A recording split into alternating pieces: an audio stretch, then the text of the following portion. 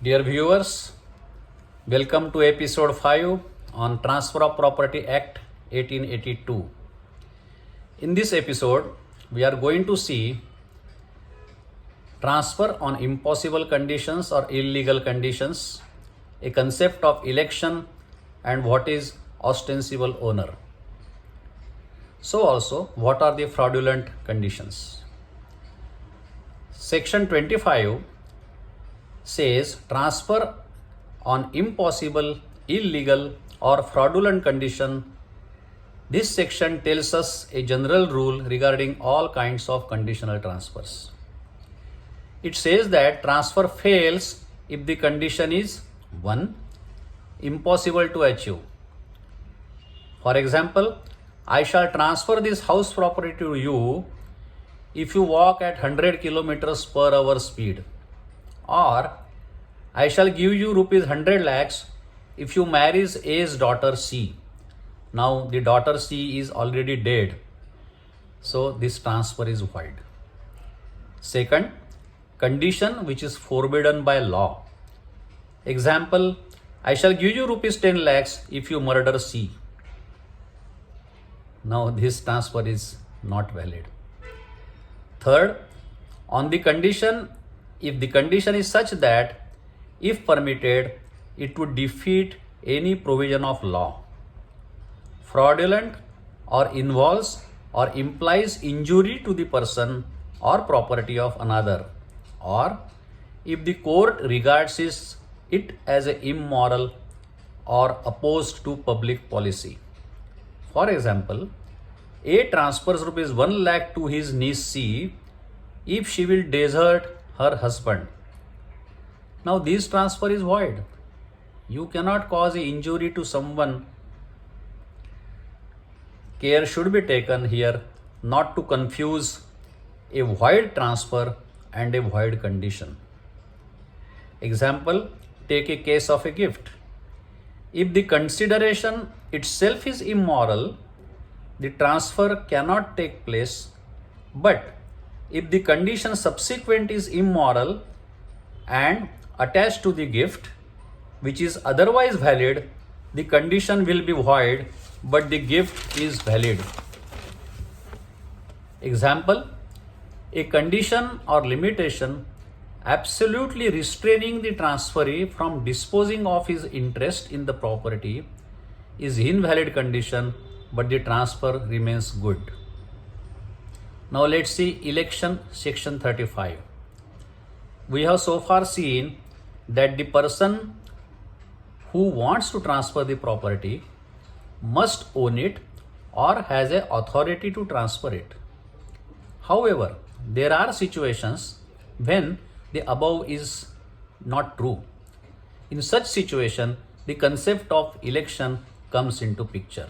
Now it says, where a person professes to transfer property which he has no right to transfer, and as part of the same transaction confers any benefit to the owner of the property, such owner must elect either to confirm the transfer or to dissent from it. So the owner has a choice. If he confirms the transfer, then no issue.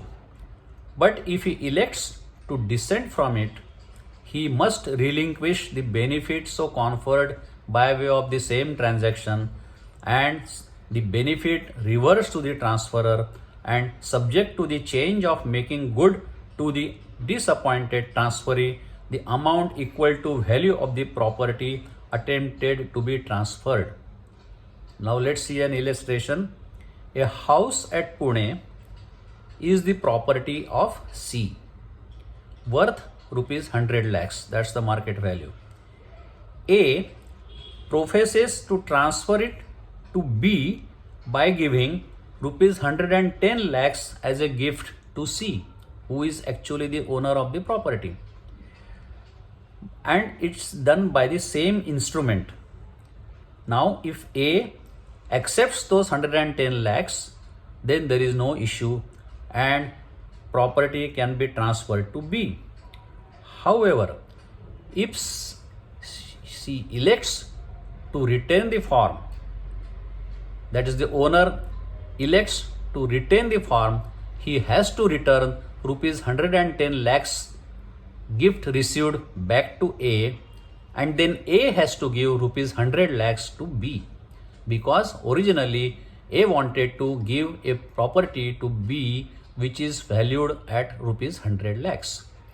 Here C is called the elector owner because he has to elect whether to accept or dissent, and or also he is called a refractory transferee, and B is called a disappointed transferee because he doesn't get the property. Now section 41, let's see, transfer by ostensible owner. An ostensible owner is one who has all the indicas of a ownership without being the real owner. He is a person who is apparently the full and unqualified owner as such. The expression excludes person who hold possession of property as agents, servants or guardians, or any other fiduciary character. Example, if a person has purchased the property in wife's name by using his own funds, the wife is an ostensible owner and the person himself is a real owner. In such cases, if the ostensible owner transfers such property for some consideration, the transfer is not voidable on the ground that he was not authorized to make it. However, it is necessary that the transferee takes reasonable care to ascertain that the transferor had power to make the transfer, and he must act in good faith. Let's see an example. Suppose in the above case, when A is the real owner but has purchased the property in the name of B, his wife, who is an ostensible owner. In this case, suppose wife holds the property in a maybe a residential flat in a cooperative society, and where the society issues a NOC, no objection certificate, for transfer of that flat, and the wife wishes to transfer it to someone, say person C, then transfer to purchase will not be void because she is ostensible owner and husband has funded the purchase of the flat to begin with. So purchaser will be protected in such cases provided he proves that he has paid valuable consideration for the transfer of the flat, he acted in good faith, and he has taken reasonable care to ascertain that the transferor had the power to transfer. That is, the share certificate was in the name of the wife, the society had issued the no objection certificate for the transfer of the flat to the purchaser. So it means that he has taken reasonable care to ensure that the ostensible owner is authorized to transfer the property. Benami transactions afford the best illustration of application of such transfer, such section. A Benami transaction is one where for instance, A buys property in the name of B and all the revenue records are generated in the name of B, although purchase price is paid by A, who is the real owner, as we have seen above, the husband. Property officially stands in the name of B, which is called a Benamidar.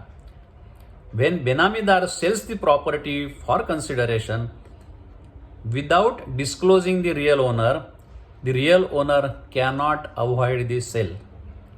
Note here that the property transfer for consideration is only covered here, and if it is a gift, then it is out of the scope of this section. Now let's see, when a person fraudulently or erroneously represents that he is authorized to transfer the property and proposes to transfer it for consideration. Such transfer operates at the option of the transferee on any interest which the transferor may receive or acquire in such property at any time during which the contract of transfer subsides. This is also called feeding the grant by estoppel, and it is given in section 43. Now let's see by this section by an example. What is the feeding the grant by estoppel? A Hindu, separated from his father, sells to B 4 properties, maybe W, X, Y, Z, representing that A is the authorized to transfer the same and does not, but however, the flat Z does not belong to A, it having by retained in partition by P, which is A's brother. So the father A has 4 properties, but his brother P is already owning property Z. However, a person A sells all 4 properties to somebody. Now A's brother, but suppose A brother has P has got this property by way of partition, but the person has sold all the 4 properties to some other person.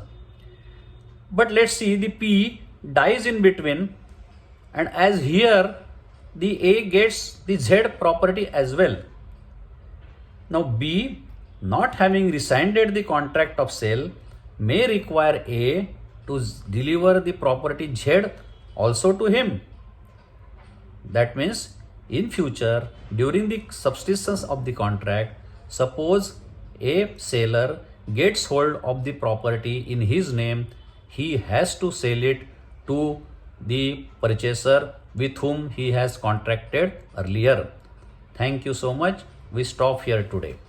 Please contact me at my personal email ID advsdbapat@gmail.com. Thank you.